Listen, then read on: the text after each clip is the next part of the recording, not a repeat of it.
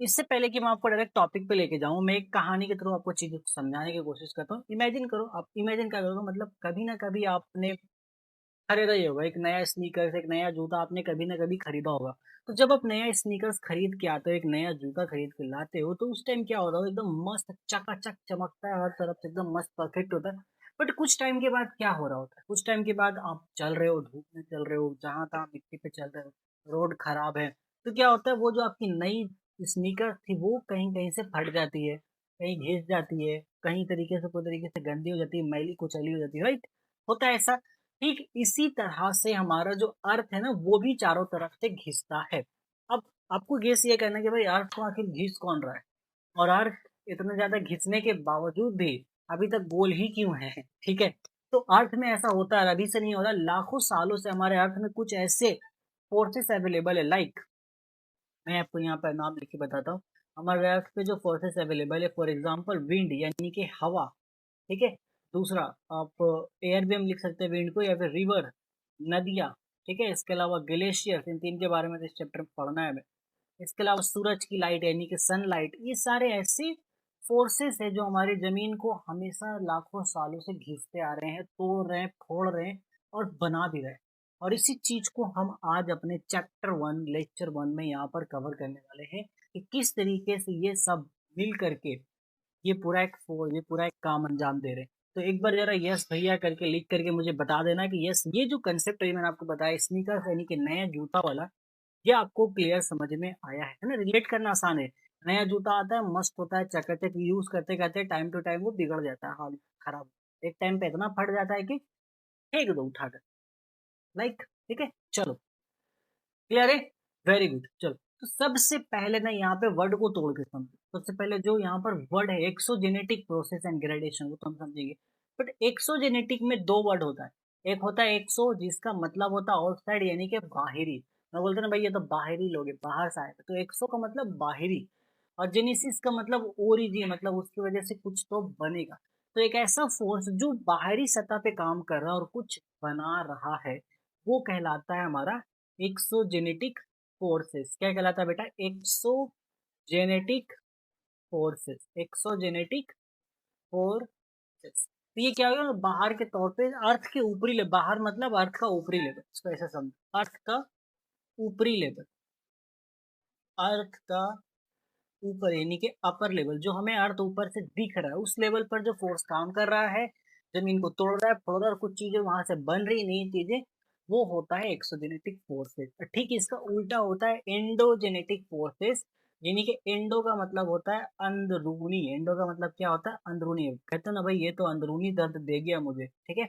तो अंदरूनी जो होता है, अंदर का मामला जो है, ये अंदर का मामला है, वही वही चीज है हमारा एंडोजेनेटिक फोर्सेस। ठीक है। चलो, वेरी गुड, ये चीज होती।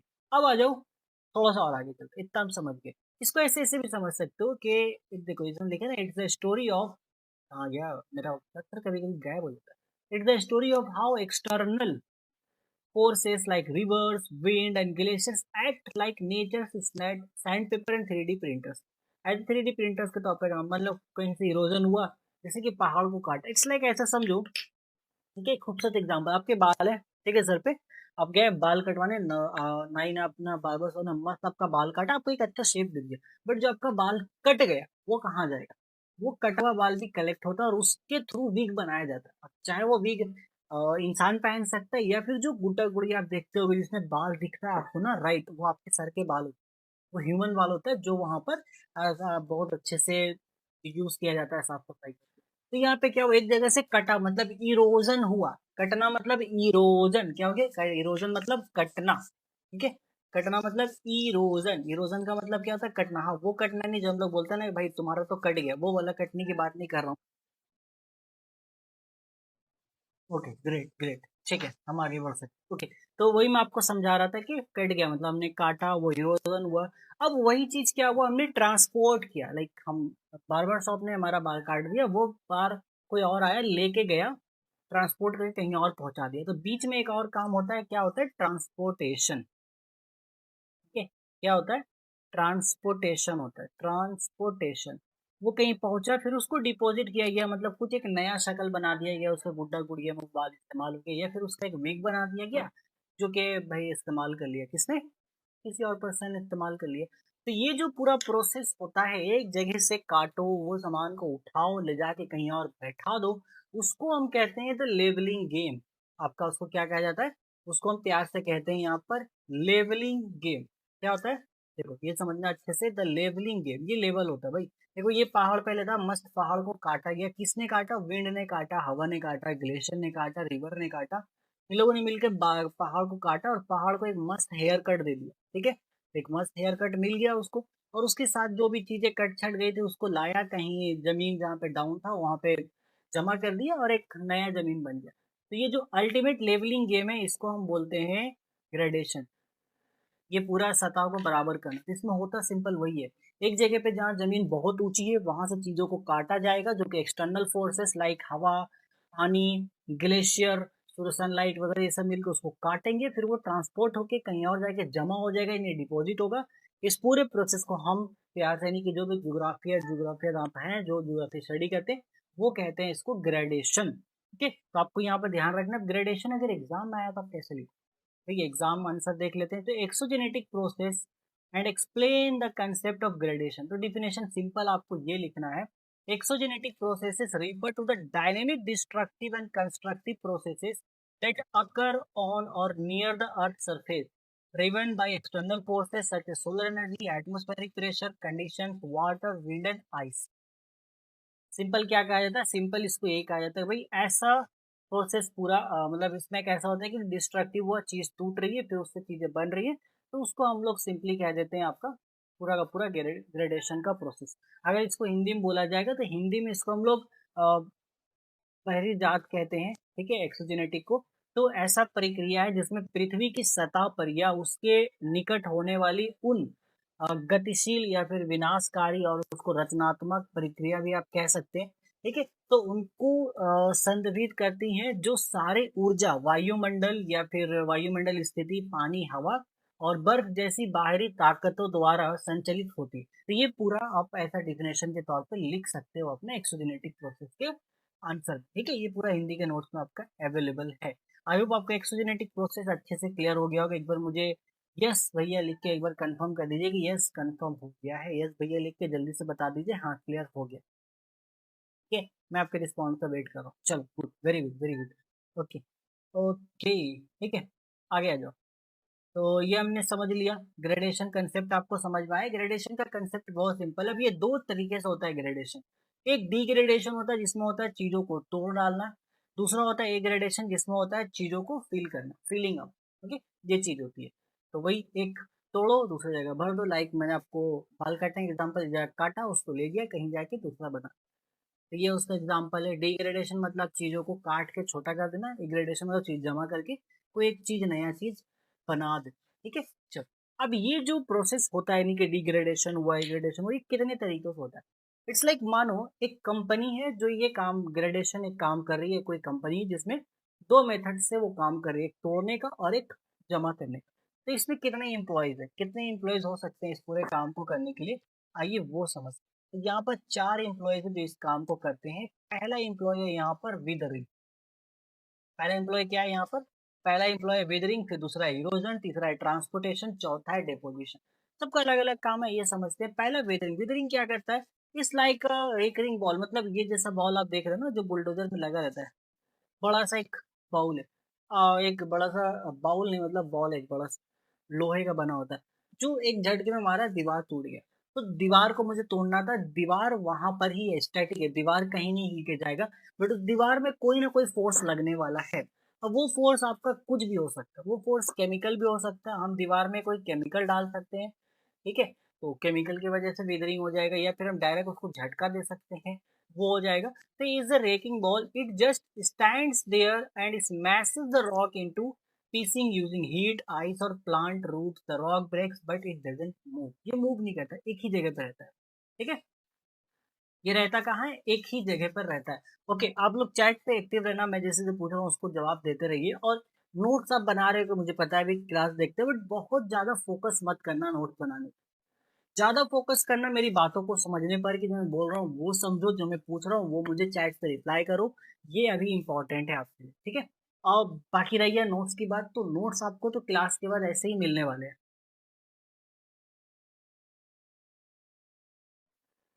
ओके, आप जो चैट बता रहे हो वो चैट तो मुझे दिख नहीं रहा है यार। नया चैट आने लगा, एक सेकेंड, मैं इसको थोड़ा इस बार रिफ्रेश करता हूँ। एक मिनट। ये आपका चैट में आ रहा है कनेक्शन लॉस्ट, आप लोग हो कहाँ से?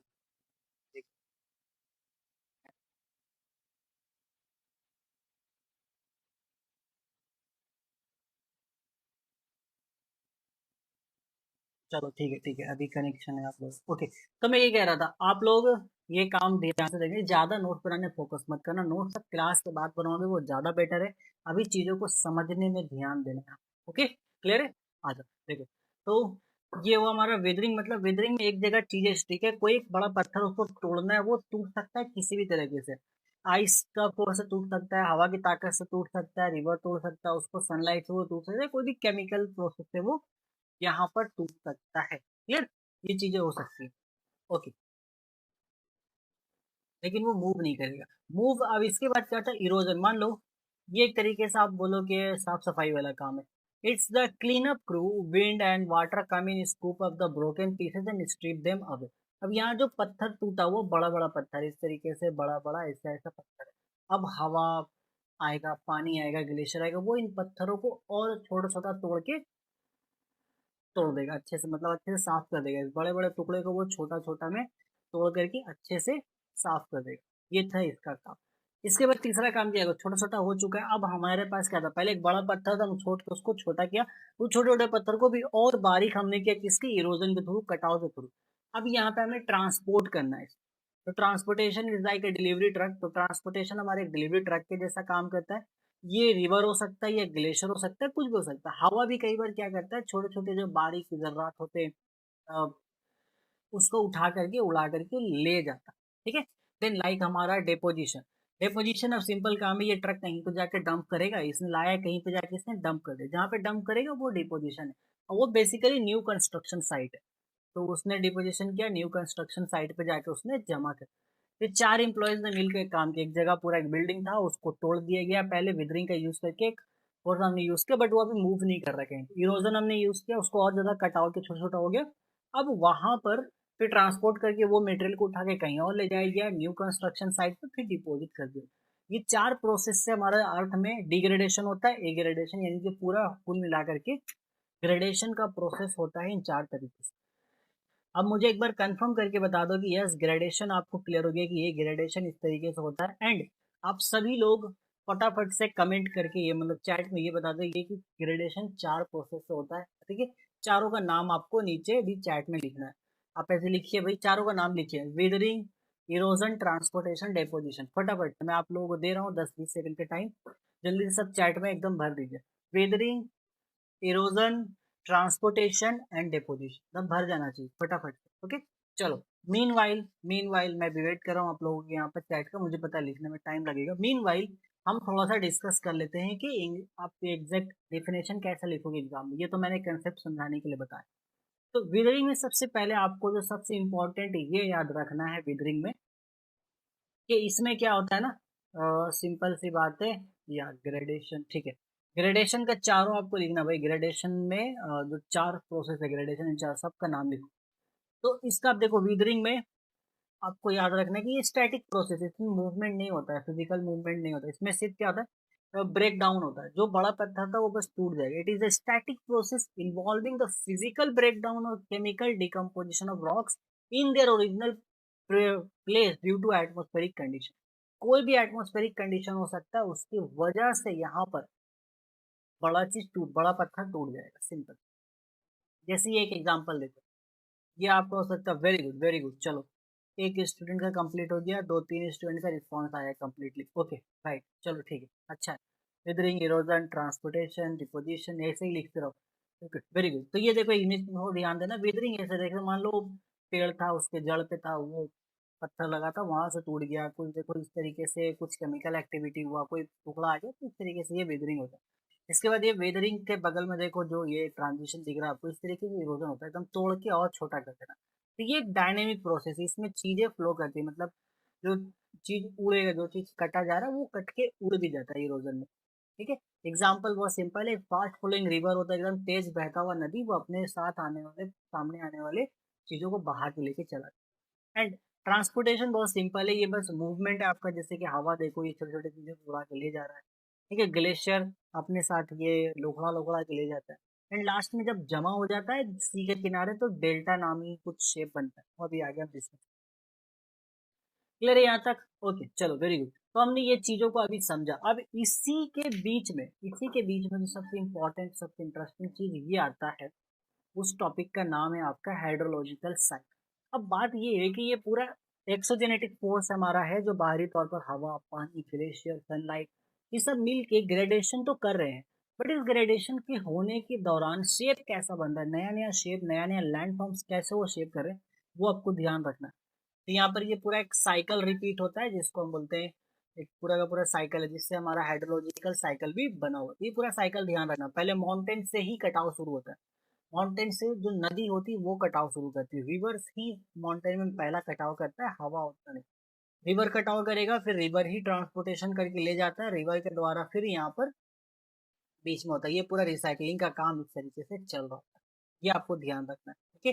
देन अब ये क्वेश्चन डायरेक्टली एग्जाम में नहीं आएगा, how do exogenetic process continuously shape the earth landform. But practice करने के लिए आपको यहाँ पर ध्यान रखना है। ओके। प्रैक्टिस करने के लिए आपको यहाँ पर ध्यान होना चाहिए कि ठीक है, कुछ स्टूडेंट्स अभी गए हैं कहीं, शायद मैं एक बार मैसेज करता हूँ उनको ज्वाइन करने के लिए, कोई बात। तो ये बस आप पढ़िएगा, पढ़ के बस समझिएगा कि क्या है, उसके बाद जिसको आपको छोड़ देना है, इसको एज इट इज इसको याद नहीं करना है, क्योंकि ये क्वेश्चन एग्जाम में नहीं आते। एग्जाम के लिए आप ये डिफरेंस याद रखो कि वेदरिंग और इरोजन के बीच में डिफरेंस क्या होता है। वेदरिंग एक स्टैटिक प्रोसेस है, जिसमें बड़ा चीज टूट करके वहीं रहता है, और इरोजन एक डायनेमिक प्रोसेस, जिसमें चीज टूटता है और टूटने के बाद वो कैरी फॉरवर्ड होके आगे भी चला जाता है। याद करने के लिए आपको ये सारी चीजें, ये सब आपको याद करना है।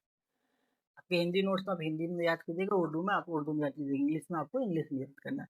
एक्सोजेनेटिक फोर्सेस मतलब एक्सटर्नल फोर्सेस, एक्सोजेनेटिक फोर्सेस मतलब बाहरी ताकत को हम लोग एक्सोजेनेटिक फोर्स कहते हैं। जो कि आपका एग्जांपल आपका सन, वाटर, आइस, ये तो आपको देना है। एंडोजेनेटिक जो अंदरूनी तौर पर। ठीक है। बस इतना ही याद रखना आपको। ग्रेडेशन का मतलब हो गया अर्थ को लेवल करने का प्रोसेस होता है ग्रेडेशन। क्लियर है? बस ये कुछ क्वेश्चंस के फॉर्म मैंने लिखे हैं जो आपको प्रैक्टिस करना होगा।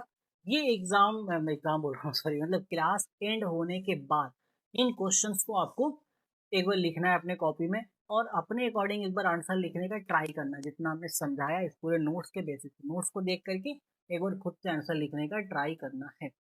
तो अब मुझे एक बार यहाँ पे कंफर्म कर दीजिए कि यस, ये भी मेरा क्लियर हो गया। एक बार कंफर्म कर दीजिए सभी के सभी, यस क्लियर हो गया है। अब हम इसमें थोड़ा और आगे बढ़ने वाले हैं। ज्योग्राफी के लेक्चर नंबर 1 का जो हमारा पार्ट था वो हमने कंप्लीट कर लिया। अब हम लेक्चर नंबर 2 वाले पार्ट को अब हम यहाँ पे कंप्लीट करने वाले हैं।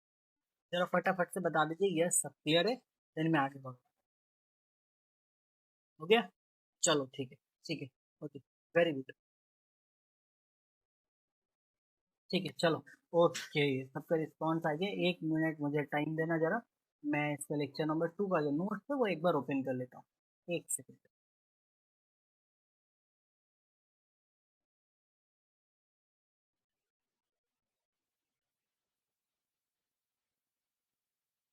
ओके, ये आ गया।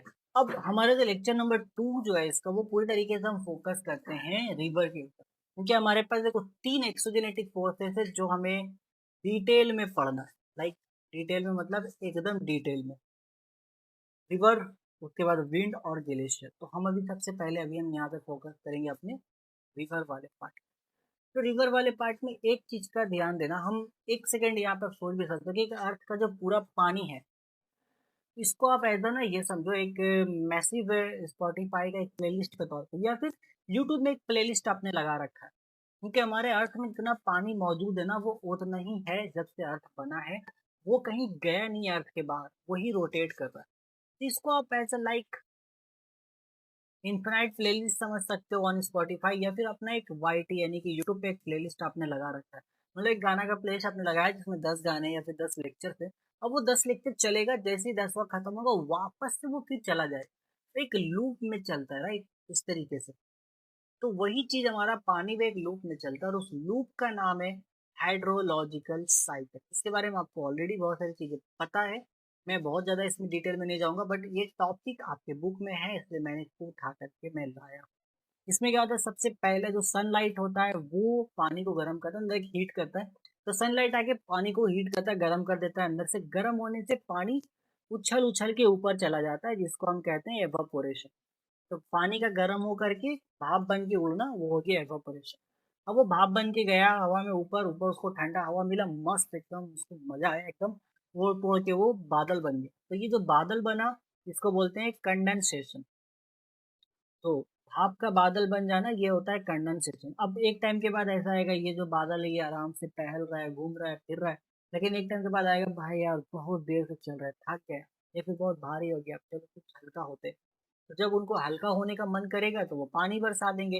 इवन पानी के साथ साथ कई बार बर्फ भी बरसती है, उसको कहते हैं हम लोग परसिपिटेशन। तो इस तरीके से ये पूरा का पूरा हमारा फॉर्म जो है वो चल रहा है। पहले क्या होता है, एवोपोरेशन, फिर कंडेंसेशन, फिर होता है हमारा परसिपिटेशन। ठीक है, इस तरीके से कहानी चल। लाइक अब आ जाओ, आपको यहाँ पे ध्यान क्या रखना है, describe the role of a river in the hydrological cycle. Hydrological cycle में आपका रिवर का क्या रोल है वो आपको समझना है। एक मिनट, स्क्रीन स्क्रीन का क्या प्रॉब्लम है, एक सेकेंड दो, मैं स्क्रीन आपको लेके आता हूँ। अभी दिख रहा है, एक बार कंफर्म करो।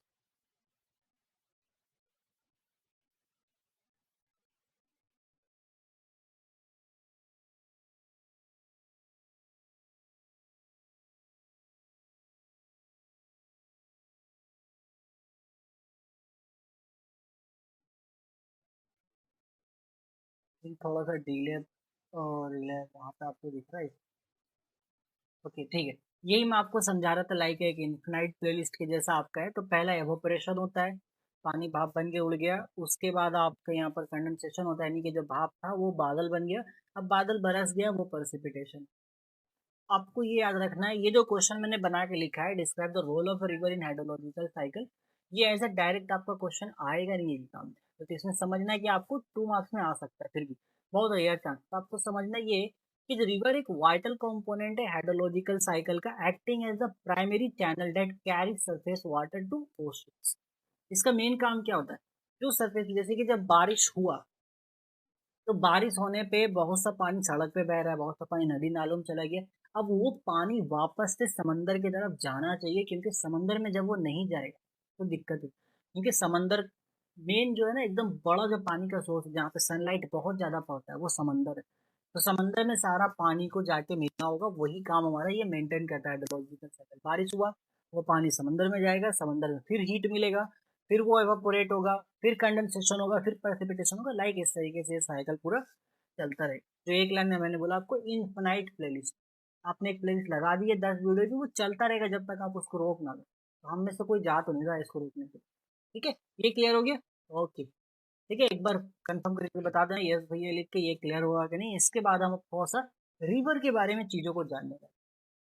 रिवर की थोड़ी सी बनावट, रिवर के बारे में कुछ चीज़ें, क्या होता है रिवर, कैसे काम कर रहा है नहीं कर रहा है, वो सब चीज़ें हम जान।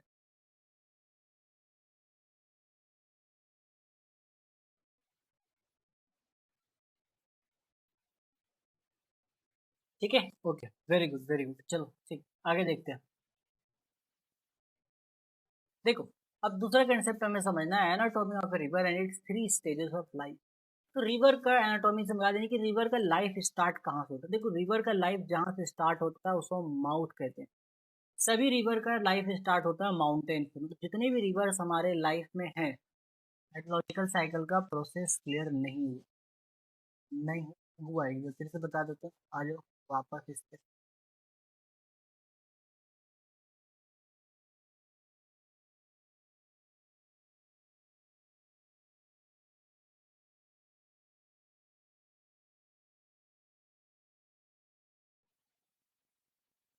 ओके, लाइक इसको आप ऐसा समझो, इन शॉर्ट, सिंपल भाषा में हाइड्रोलॉजिकल प्रोसेस क्या होता है आपका, कि इसमें सबसे पहला जो पहला स्टेप है वो होता है कि सनलाइट ओशन पे पड़ता है। मतलब ओशियन जो हमारा सूरज है, जो सनलाइट है वो पूरे के पूरे समंदर को इम्पैक्ट डालता है, वहाँ पर उसकी सूरज की रोशनी जाती है। अब यहाँ पर जाने से क्या होता है, गर्म होता है।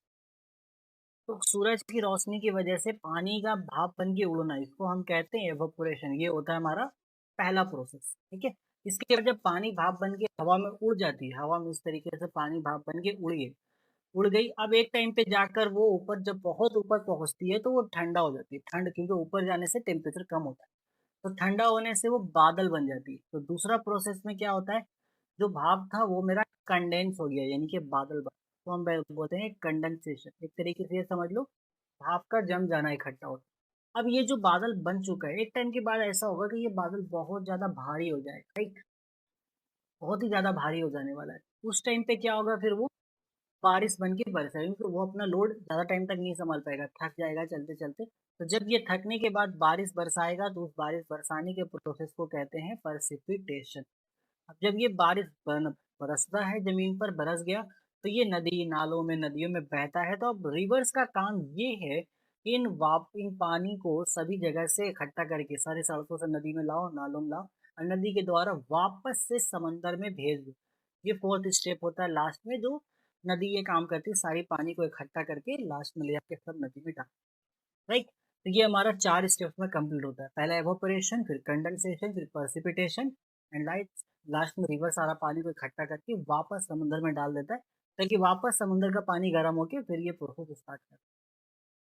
ठीक है, एक बार अब कंफर्म कर दो ये समझ में आएगी, आई होप ये आपको क्लियर हो गया होगा, इसमें कोई भी डाउट अब नहीं होना चाहिए हाइड्रोलॉजिकल प्रोसेस। ठीक है, ये ध्यान रखो। और सबसे इंपॉर्टेंट रोल हाइड्रोलॉजिकल प्रोसेस में यही होता है कि रिवर क्या करता है, surface run of. Surface run of का मतलब सिंपल यही है कि ये देखना, ये सरफेस रन ऑफ का मतलब सिंपल यही है कि भाई जो पानी यहाँ से नदी नालों से या फिर पहाड़ों के वादियों से ऊपर से नीचे आ रहा है, उसको इकट्ठा करके वापस से समंदर में लेके चला जाए। ठीक है, ये सबसे इंपॉर्टेंट काम।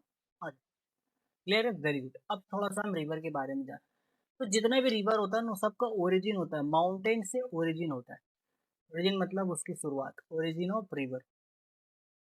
तो जो भी ओरिजिन होता है, जहाँ से माउंटेन का शुरुआत होता है जिंदगी का, उसको हम कहते हैं माउथ ऑफ रिवर। क्या कहते हैं, इसी को हम कहते हैं mouth, MOUTH, mouth of river. MOUTH, mouth of river, mouth of river हम उसको कहते हैं। ठीक है? तो यहाँ पर जो लाइफ है इसकी पूरी नदी की, वो 3 स्टेजेस पर है। इसको आप सिंपल ऐसा समझो, हमारे ह्यूमन लाइफ के जैसा समझो। 3 स्टेजेस में जो लाइफ है, ह्यूमन लाइफ के जैसा। पहला लाइफ एकदम यंग जनरेशन है, लाइक अभी न्यू बॉर्न बेबी है, या फिर न्यू बॉर्न बेबी से अच्छा जैसा थोड़ा सा यंग हो चुका है अभी वो। एक पहला स्टेज हम यहाँ पे देखते हैं, जिसको हम यूथ स्टेज बोलते हैं। देखो, पहला स्टेज जो होता है उसको यूथ स्टेज बोलते हैं। अभी अभी नदी जो है वो निकली है पहाड़ से, ठीक है। अभी अभी नदी क्या हुई, अभी पहाड़ से निकली है। पहाड़ से निकलने के बाद उसके अंदर पूरा जोश है। सबसे पहली बात, जो जोश है वो उसकी हाइट की वजह से, क्योंकि हाइट बहुत ज्यादा है उसके पास। वो हाइट ज्यादा होने की वजह से उसके पास रफ्तार बहुत ज्यादा है। अब खुद इमेजिन करो, एक ढलान है, बहुत ऊंचा एकदम खड़ा ढलान है, वहां से साइकिल लेके चला रहे हो। अब साइकिल आपको चलानी पड़ेगी वहां पर, बताओ, बिल्कुल नहीं। आप बस बैठे हुए साइकिल में, आपको पैडल मारने की जरूरत नहीं, आपका साइकिल बहुत रफ्तार में चले। तो वैसा ही यूथ फेज होता है यहाँ पर, जो पहला फेज बोलते हैं, फर्स्ट स्टेज ऑफ लाइफ, जिसको यूथ फेज के साथ साथ जो दूसरा नाम दिया गया उसको हम अपर कोर्स बोलते हैं। क्या बोलते हैं, अपर कोर्स। और ये सारे कोर्सेज समझना जरूरी। अपर कोर्स में रिवर के पास ताकत बहुत ज्यादा है, बहुत ज्यादा ढलान है उसके पास, तो बहुत तेज रफ्तार में बहती है। इस वजह से उसके पास बहुत ज्यादा स्पीड भी है और एनर्जी बहुत ज्यादा। क्योंकि जब बहुत ज्यादा स्पीड में नदी बह रही है, तो पानी बहुत तेज रफ्तार में है, तो उसके पास बहुत ज्यादा स्पीड है, वो किसी भी चीज को काट सकती है। तो अपर कोर्स में जो सबसे ज्यादा काम होता है वो क्या होता है, वो होता है आपका इरोजन का, वो याद। बट एक टाइम ऐसा आता है लाइफ में जब आदमी थोड़ा मैच्योर हो जाता है। अब लाइफ में ये क्या हुआ, नदी आई बह के मैदानी एरिया में, थोड़ा सा मैदानी इलाके में पहुंची, तो अब उसको ढलान कम मिली। लाइक आपके पास होता है ना, ढलान कम मिला, आप भी उतरे एकदम ढाल से, ढलान थोड़ा सा कम हुआ, अब आपको हल्का हल्का पैडल चला। अब अगर उस टाइम पे आपके पीछे की सीट में कोई बैठा रहेगा, तो आप क्या करोगे, उसको लेके ढोगे नहीं, सिंपली बोलेगे भाई उतर जाओ, मेरी एनर्जी पहले जैसी नहीं रही, क्योंकि वहां तो पहाड़ पे ढलान था, मैंने तुमको बैठा के चांद दी, तो मेरा ज्यादा एफर्ट नहीं लगा, अब मुझे एफर्ट लगाना पड़ा। तो वही काम नदी भी करती है सेकंड स्टेज में पहुंच के। यहाँ पर वो ट्रांसपोर्टेशन का काम करती जिसको हम बोलते हैं मैच्योर फेज, या फिर ये हमारा होता है मिडिल कोर्स। तो मिडिल कोर्स में रिवर मेनली क्या करती है, ट्रांसपोर्ट करती है। जो चीज वो लेके आई है उसको एक जगह से दूसरी जगह भेज देती है, अपने दोनों किनारों पे जमा करती है। एंड फाइनली बूढ़ा हो जाता है इंसान, तो जो अपने साथ जितने भी एक्सपीरियंस है, जितने भी तजुर्बे होते हैं इंसान के पास, वो क्या करता है, दूसरे लोगों के साथ शेयर करता है, बांट देता है, बोलता है ले ले बेटा, जिंदगी में मैंने ये कमाया है। तो वही चीज यहाँ पे रिवर क्या करती है, जब समंदर पे पहुंचती है तो अपना सारा लाया हुआ मिनरल मटेरियल सब जमा करती है। जमा करने को जो प्रोसेस है उसको हम कहते हैं डिपोजिशन, और उससे कुछ शेप्स बनता है जिसको हम कहते हैं डेल्टा। तो वो डेल्टा के बारे में हम आगे अभी जानने वाले। ओके, चलो। आई होप तीनों स्टेजेस आपको कवर और कंप्लीट अच्छे से समझ में आ गया होगा। पहला स्टेज क्या था आपका, अपर बोस, जिसमें एकदम फुर्तीला है हमारा रिवर, रिवर के पास पूरा फुल पावर, और वो मेन काम क्या करता है, इरोजन का। दूसरा मिडिल कोर्स, जहाँ पर थोड़ा बहुत थक चुका है, अब ग्राउंड लेवल पे आ चुका है, मैदानी इलाके में, जहाँ पे रफ्तार कम होने की वजह से वो ट्रांसपोर्ट करता है। इरोजन में जो चीज वो काट के लाया था उसको यहाँ वहाँ फेंकता है। और लास्ट में एकदम जब बूढ़ा हो चुका है, अब वो थक हार चुका है, तब उसका एक ही काम है, जितना भी उसने अपने साथ वो लेकर के आया है रास्ते भर में, वो सबको अब वो जमा करता है। ठीक है, क्लियर है? एक बार समझ, एक बार जरा कंफर्म कर देना, यस भैया क्लियर है। फिर मैं आगे चलता हूँ इस टॉपिक पे।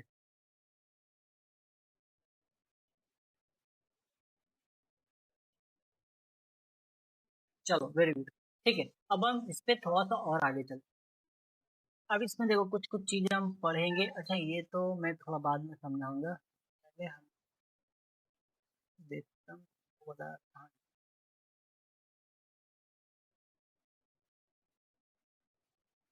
यहाँ पर इंटरफ्लॉक्स, रिवर बेसिंग, वो टर्म्स पहले हमें समझना, उसके बाद हम इसपे जाएंगे। हाँ, यहाँ पर है वो चीज। चलो ठीक, समझ में आ गया अच्छे से, वेरी गुड, ऐसे रिस्पॉन्स करते रहो।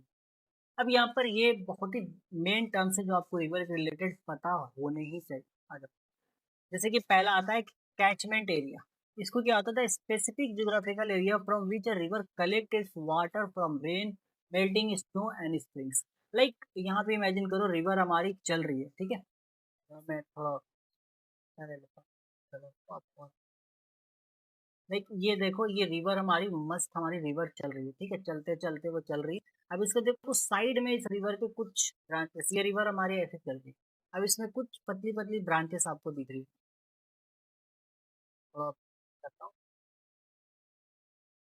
तो यहाँ पर ये आपको एरिया ऐसे दिख रहा होगा, ये हमने जो एरिया ऐसे पूरा किया हुआ, तो ये एक एरिया है जहाँ से नदी अपने पानी को इकट्ठा कर रही है, या फिर आप ये कह लो कि और भी चीजों को इकट्ठा कर रहा है। कोई मिनरल उसको रास्ते में दिखा, उसको इकट्ठा, तो वो ऐसा एरिया जहाँ से नदी और पानी को अपने पास इकट्ठा कर रही है, या फिर कुछ मिनरल्स इकट्ठा कर रही है, उसको हम कहते हैं कैचमेंट एरिया। एज सिंपल है। और एक होता है रिवर बेसिन, तो entire area of land drain by main river and all of its tributaries. Tributaries क्या होता है, फ्रेंड्स ऑफ रिवर। एक सिंपल लाइन में याद रखो, ट्रिब्यूटरीज मतलब फ्रेंड्स ऑफ रिवर। मैं ऐसा आपको लिख के बताता हूँ, इसका मेन मतलब समझा देंगे, बट आपके समझने के लिए ये होता है ट्रिब्यूटरीज। ट्रिब्यूटरीज, ट्रिब्यूटरीज मतलब फ्रेंड्स ऑफ रिवर, रिवर के फ्रेंड्स के बारे में बात कर रहे हैं। तो रिवर जब रास्ते में चलता है ना, तो उसके साथ कई छोटी छोटी रिवर्स और आके मिल जाती हैं, जिसको हम फ्रेंड्स कहते हैं। जैसे आप रास्ते में यार चलोगे, आपके छोटे छोटे फ्रेंड्स, छोटे छोटे नहीं मतलब आपके फ्रेंड्स आ जाते हैं आपसे मिलने के लिए, बोलता है भाई मैं भी तो हूँ, चल मुझे भी लेकर। तो वही चीज़ है। तो इसके लिए मैं एक दूसरा कलर आपको लेकर दिखाता हूँ, लाइक ये। जैसे मान लो यहाँ साइड से एक आया रिवर, इस आके अटैच हो गया इस तरीके से, तो ये इसका ट्रिब्यूटरीज कहलाएगा, मेन नदी का। तो वो सारा एरिया जिसमें एक मेन रिवर और उसके ट्रिब्यूटरीज बह रही है, पूरा पूरा फ्लो कर रही है, उस पूरे मेन एरिया को हम कहते हैं river basin. That's it. Then आपको यहाँ पर इंटरफ्लूप समझना है। इंटरफ्लूप एक बॉर्डर लाइन है। जैसे मानो दो देश है, India Pakistan, India China, India Sri Lanka, दोनों देशों के बीच में एक बॉर्डर लाइन है जो इन दोनों देश को सेपरेट कर रहा है। उसी तरीके से दो रिवर्स होते हैं, जैसे ये हमारा कैचमेंट एरिया, ये वाला एरिया जो मैं हाईलाइट कर रहा हूँ, इसको मैं थोड़ा सा और डार्क कर, ये वाला, तो ये है मेरा कैचमेंट एरिया। ठीक है, एक ऐसा दीवार खड़ा हो जाता है दो नदी के बीच में, इधर एक नदी अलग है, इधर एक नदी अलग है, दो नदी के बीच में एक ऐसी दीवार जो दोनों नदी को सेपरेट कर रही है, अलग कर रही है, एक बॉर्डर लाइन जैसे दो देशों के बीच में होता है, उसको हम इंटरफ्लोप से। ठीक है, एंड लास्ट हमारा दो आब है। दो आब को समझने का एक सिंपल, दो आब बेसिकली ये इंडियन टर्म्स यूज होता है। एक टर्म यूज होता है स्पेसिफिकली यूज इन इंडियन सब continent for the high fertile track of land lying strictly between two converging river, जैसे कि गंगा यमुना द्वार। मान लो दो नदी बहुत फेमस है, गंगा नदी है, एक यमुना नदी है, वो दोनों नदी के बीच में एक ऐसा जल, दो नदी बह रही है, ऐसे जाके बह रही है, ऐसे जाके अलग हुई, यहाँ कुछ एक एरिया बना, उनके बीच में जो वो जमीन जो है वो बहुत ज्यादा फर्टाइल है, वो फर्टाइल लैंड को खेती के लिए हम यूज कर सकते हैं बहुत अच्छे से, तो वो फर्टाइल लैंड को दोआब कहते हैं। तो कोई भी दो नदी के बीच में एक ऐसा फर्टाइल लाइन हो जिसमें आप खेती के लिए यूज कर सकते हो, वो आपका होता है दोआब। आप एक बार जरा कंफर्म करके बता दी, यस ये बेसिक टर्म्स क्लियर हो गया है। आप लिख के बताओ, catchment area, river basin, interfluve doab. लिख के बताओ, catchment area, river basin, interfluve doab, ये आपका कंप्लीट हो चुका है। ठीक है, मतलब ये मुझे क्लियर हो चुका है, लिख के बताओ ये सारा का सारा नाम। ठीक है, well and good, well and good, चलो ठीक है, वेरी गुड, आगे देखते हैं। ओके, आ जाओ आगे ये आपका पूरा मैंने आपको कोर्सेज समझा दिया, आपसे ये क्वेश्चन आता है एग्जाम में कि what are the three courses of the river, ये पूरा आपको उसके बारे में लिखना होता है, फिर right a short note on three courses of river, ये पूरा आपको लिखना होगा, ये आपको ये आंसर फॉलो करना है, पहले ये आप पढ़ लीजिएगा एंड ये आप अच्छे से इसको कैरी कीजिए। ठीक है, देखो एक ये आया कैचमेंट एरिया, रिवर बेसिन, ये ऐसे ही लिख लिख के रिस्पॉन्स करो, जब मुझे कैचमेंट एरिया दो आप एक बार और समझा, ठीक है, कैचमेंट एरिया और दोआब मैं समझा देता हूँ। हाँ, इसके लिए एक नया स्लाइड ही लेके हम इसको समझ। हाँ, देखो लाइक ऐसा समझो कि एक रिवर ऐसे बह रहा है, ठीक है, ये एक रिवर है, सिंपल सा। अब ये रिवर अपने पास पानी को ऐड करेगा, उसके पास बहुत तरीका हो सकता है। ये अपना क्या आएगा, थोड़ा सा ऐसे फैला, यहाँ से बोला अच्छा यहाँ पानी है, तो यहाँ से वो पानी लेके आया, यहाँ से अपने अंदर पानी को इकट्ठा किया, फिर उसको दिखा अच्छा यहाँ मिनरल्स है, कुछ मिनरल्स भी है, मुझे उसको सब अपने अंदर शामिल करना है, तो उसने सब एक शामिल किया। अब इस शामिल करने के चक्कर में एक पूरा एक एरिया बना, ये रिवर के चारों तरफ एक ऐसा एरिया बन गया,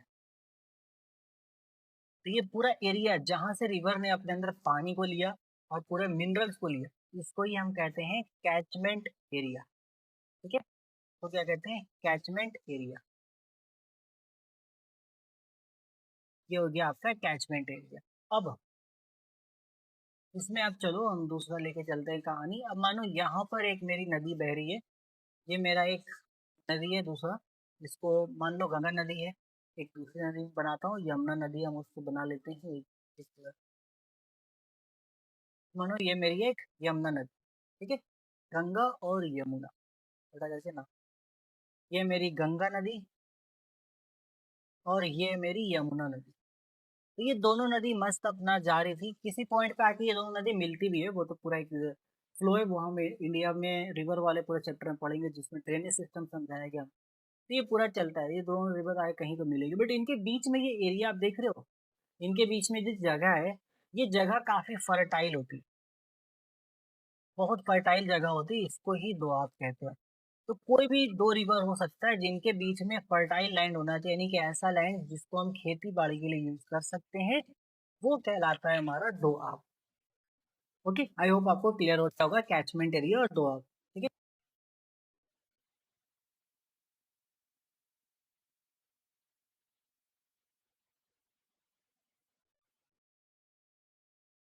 आ जाओ, ठीक है, चलो, वेरी गुड। अब आपके दिमाग में ये सवाल आना चाहिए, अगर नहीं भी आ रहा है तो मैं डालता हूँ कि भाई ठीक है, रिवर हमारा कैसा काम कर रहा है, अपर कोर्स में इरोजन का काम कर रहा है, सबसे पहला जो अपर कोर्स हमारा होता है उसमें वो इरोजन का काम कर रहा है, वेरी गुड, क्लियर हो गया, बहुत अच्छी बात। सबसे पहले रिवर क्या कर रहा है, इरोजन कर रहा है, फिर उसके बाद ट्रांसपोर्टेशन कर रहा है, फिर वो डिपॉजिट कर रहा है।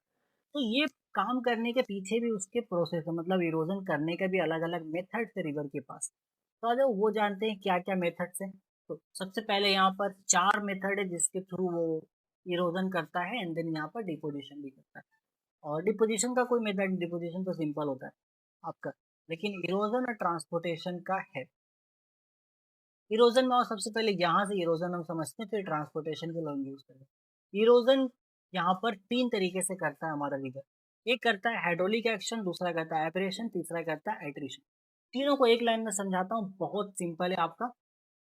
हाइड्रोलिक एक्शन, हाइड्रोलिक मतलब पानी, हाइड्रा मतलब पानी, हाइड्रोलिक मतलब पानी, मतलब पानी देखो तेज रफ्तार में गई, एक झटके में एक बार पत्थर में एकदम टकरा मारा, मतलब पानी का एक पूरा एक तेज रफ्तार में पानी गया जाके पत्थर को मारा धाम से। क्या हुआ? वो पत्थर टूट गया। ये हुआ हाइड्रोलिक एक्शन, दैट्स इट। अब उससे पत्थर टूट गया, देखो इतना बड़ा बड़ा पत्थर आपको दिख रहा है, इतना बड़ा बड़ा पत्थर बन गया। अब ये पत्थर आपस में घिसने लगे, मतलब पत्थर दो पत्थर वो ऐसे करके आपस में घिस रहे थे, मस्त आपस में ही रगड़ रहे हैं। वो हो गया एब्रेशन। तो टूटा हुआ पत्थर आपस में रगड़ रहा है, उसको कहते हैं एब्रेशन। और एट्रिशन क्या होता है आपका? एट्रिशन होता है दूसरे पत्थर के साथ रगड़ना, ठीक है। यानी कि अब पानी के अंदर कुछ और पत्थर पहले से मौजूद थे, तो वो पत्थर उस पत्थर से जब टकराएंगे तो एट्रिशन होता है ना। कंफ्यूज मत करना, abrasion attrition it's like simple है। जैसे पहले पत्थर टूट गया, नदी बह रहा था, नदी के पास ऑलरेडी पहले से भी कुछ ना कुछ वो लेके चल ही रहा है, तो नदी ने एक बड़े से पत्थर को तोड़ा, उस बड़ा सा पत्थर को टुकड़ा टूटा, वो सब आपस में टकरा रहे, वाइब्रेशन हुआ। और वो जो पत्थर था नदी में मौजूद पहले से जो पत्थर उसमें से वो टकराया, तो वो हाइड्रेशन हुआ। इट्स लाइक अगर दोस्तों के बीच में ही लड़ाई हो रही है तो वाइब्रेशन है, और अगर तो अलग अलग दोस्तों के बीच लड़ाई हो तो वाइब्रेशन हो गया, दुश्मन के बीच लड़ाई हो तो हाइड्रेशन हो गया, ठीक है। अपने ही ग्रुप में लड़ रहे हो, वाइब्रेशन है, वो वाइब्रेशन कर रहे हो, कोरोजन घिसाव हो रहा है। बट अगर आप एक ग्रुप आपका है, दूसरा ग्रुप अलग है, दोनों के बीच में लड़ाई हो रहा है, वो हाइड्रेशन होता है। ठीक है, सिंपल ऐसा ही समझना। अब ये जो चीज टूटा, ये जो चीज कटा, ये अलग अलग तरीके से ट्रांसपोर्ट भी होता है। लाइक ट्रांसपोर्ट का अलग अलग बहुत इंटरेस्टिंग इंटरेस्टिंग चीजें आओ समझते हैं ट्रांसपोर्टेशन के बारे में यहाँ पर। देखो सबसे पहला तो ट्रांसपोर्टेशन में होता है ट्रैक्शन, ठीक है। ट्रैक्शन क्या होता है? लोहड़ के पार करना। जैसे ये देखो लोहड़ है, यहाँ पर बड़ा बड़ा पत्थर होता है, ये मेरा पत्थर इस तरीके से है, पत्थर ये लोहड़ता है इस तरीके से, गोल गोल ऐसे करके घूमता है, गोल गोल गोल गोल गोल गोल घूमता रहता है, ये होता है ट्रैक्शन। देन होता है एक हमारा साइटेशन होता है। साइटेशन तो दूसरा है, ट्रैक्शन के अलावा एक और चीज होता है हमारा, ट्रैक्शन होता है ट्रैक्शन के अलावा, ठीक है। यहाँ पे नाम है सैल्टेशन, का मतलब अलग होता है। सैल्टेशन मतलब पूरा घुल जाना पानी, तो एक तो ये तरीके से ट्रांसपोर्ट हो रहा है लोहड़ के, दूसरा होता है टैक्सन आपका, ठीक है। ट्रैक्शन से ही मिलता वर्ड, उसको बोलते हैं टैक्शन। उसमें क्या होता है? उछल उछल के जाने, जैसे कि मेंढक को देखते हो ना, मेंढक उछलता है ऐसे, उछल उछल के जाता है, तो वैसे ही एक पत्थर है, वो उछल उछल के पानी में उछल उछल के पार हो रहा है, वो हुआ एक दूसरा मेथड। तीसरा आपका सैल्टेशन है, जिसमें कुछ ऐसे पत्थर होते हैं जो बहुत ज्यादा ही छोटे हो चुके हैं, वो घुल जाते हैं पानी में, तो तरीके से डिजोल्व हो गया, दिख ही नहीं रहे, वो घुल करके पूरा ट्रांसपोर्ट हो गया। And last suspension. सस्पेंशन मतलब सस्पेंड होना। देखो एक्सोडर देखो रेड से हाईलाइट करो, तो कुछ पत्थर ऐसे होते हैं जो बहुत हल्के होते हैं, मतलब पत्थर नहीं बोल रहा मैं, बारीक हो गया पत्थर घिस करके एकदम बहुत हल्का है, वो घिस करके हल्का हो चुका है, अब वो घुल नहीं सकता, घुलेगा नहीं पानी में, डिजोल्व नहीं हो सकता, लेकिन वो पानी के ऊपर सरफेस पे इस तरीके से लटकता हुआ दिखा है। तो देखिए पानी के ऊपर सरफेस देखते हो ना कई कई बार कि भाई दिखता है गंदगी, अरे पानी का ऊपर नहीं दिख रहा, छोटा छोटा गंदा टाइप का काला काला कुछ, तो वो होता है सस्पेंशन। क्लियर है? ओके, वो होता है आपका सस्पेंशन। ओके, चलो, आई होप ये सब आपको क्लियर हो गया। पहला ट्रैक्शन होता है जिसमें से लोहड़ लोहड़ के जाते थे, और ट्रैक्शन जो मैंने बोला उसका दूसरा नाम सैल्टेशन भी है, तो यार ट्रैक्शन और सैल्टेशन सेम ही है, ठीक है, तो याद ही रख। सैल्टेशन, तो इसमें यही होता है, पत्थर देखो उछल उछल, ये पत्थर था, ये उछल के यहाँ गया, फिर यही पत्थर उछल के यहाँ आया, फिर उछल के यहाँ गया, फिर यहाँ गया, फिर उछल के इसी तरीके से आगे बढ़।